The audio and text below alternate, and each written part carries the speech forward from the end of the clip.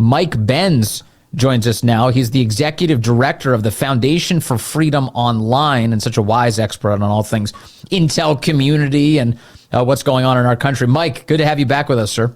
Yeah, great to talk to you. Okay, let me start with those lefty protests we saw over the weekend.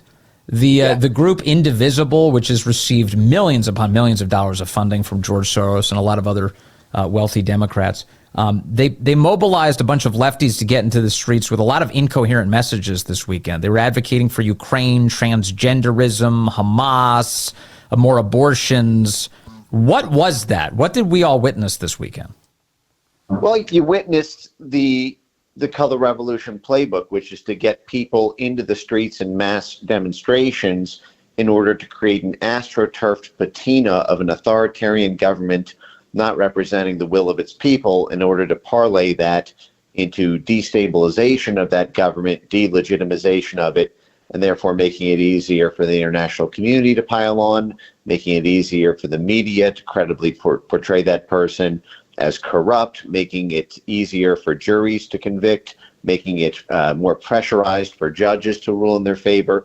This is part of a strategy that the U.S. State Department and Central Intelligence Agency have been doing since the 1940s, when we moved from hard war into this sort of we used to try to poach military generals to do this, but now that's sort of the top-down way of doing a coup. The bottom-up way is you work with the unions, you work with the civil society organizations, you work with the trade workers, you work with the aggrieved ethnic minority groups and gender minorities and sexual orientation minorities, and you basically get everyone who doesn't like the government in the streets and in the faces of police. You provoke a crackdown, and so that's what they're doing now. And that you've actually seen for months before this, them saying, "Why aren't we in the streets? We need to get more in the streets." And this is there's so much on this, but I'll pause it there.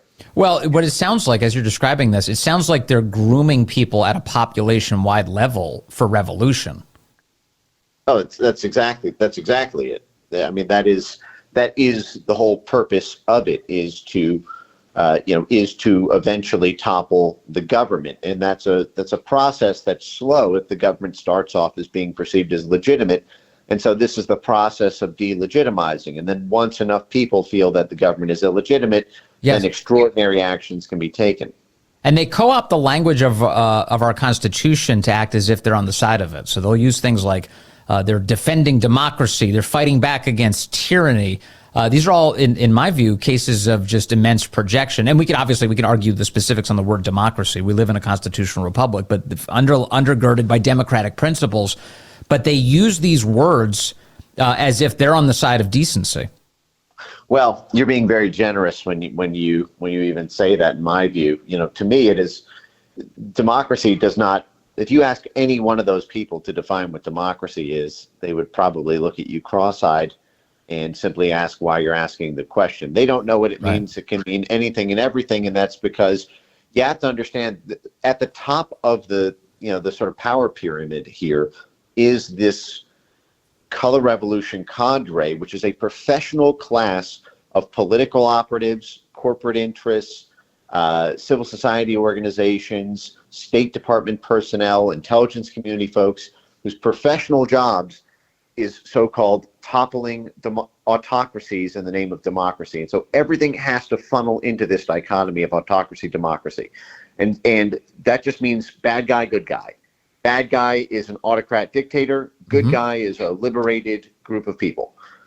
If you say, well, it's democracy elections, they'll say, yeah, democracy's elections. Then you say, well, Ukraine canceled elections. Why are we defending democracy there? They say, oh, well, not in that case.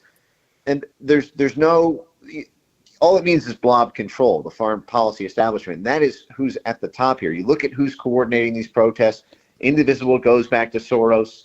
Soros is, the sidearm of NATO and the State Department, who co-invests all of his properties and all of his funds along the lines of what the State Department is going to do in a particular industry or region. Norm Eisen is speaking at these protests and has been calling for them. He has, he's coordinating the lawfare side of this. He was the former State Department ambassador to the Czech Republic. Michael McFaul is involved in this. He was the U.S. ambassador to Russia. He actually wrote a whole 7-step color revolution playbook for how to overthrow democratically elected governments, where he bragged about how people in the streets rioting and doing mass protests has an impact on judges and gets judges to nullify election results or gets judges to pass favorable rulings because they don't want to anger the mob. So the first step is creating the mob.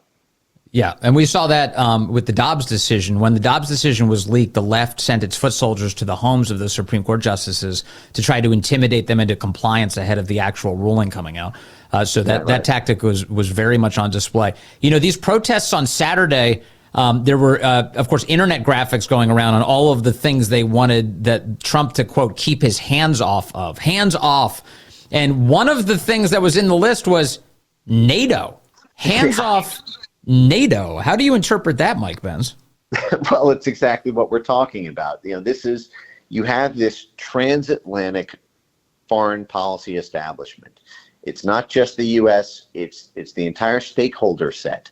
And this is where you get Brussels. This is where you get the EU. This is where you get, George Soros and Bill Browder and all these guys. They are international financiers. They are the multinational corporations, and they have a plan to seize Eurasia from Russia.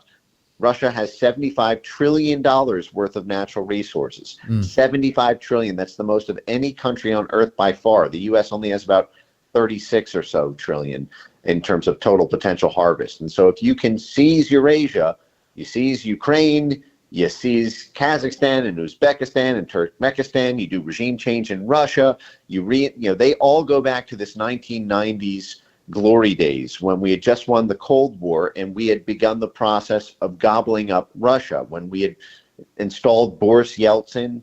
It was basically a coup in the 1996 election that we orchestrated there.